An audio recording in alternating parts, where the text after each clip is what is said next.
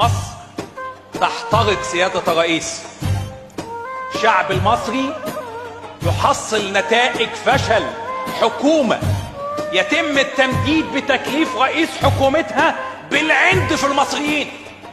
هذا التوقيت الصعب اللي بيعاني منه المصريين من هذه الدرجات المرتفعة من درجة الحرارة، واحنا بانيين اكبر شبكات لتوليد الكهرباء ونمتلك اكبر حقل الانتاج الغاز. التقارير الدولية بتتكلم عن انهيار حقل زهر. هل من مجيب لتكذيب ذلك؟ من يدفع ثمن اخطاء حكومة؟ يدفع الشعب المصري باكمله ثمن فشل لم يعد مقبولا لا من البرلمان ولا من اي مواطن ان يتحمل هذه الاخطاء المركبة.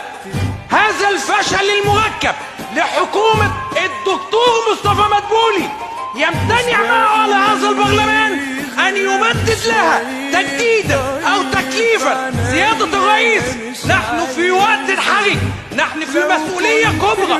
الشعب المصري لن يسامحنا جميعا، لا اغلبية ولا اقلية. الشعب المصري سيحاسبنا جميعا. شكرا سيادة الرئيس.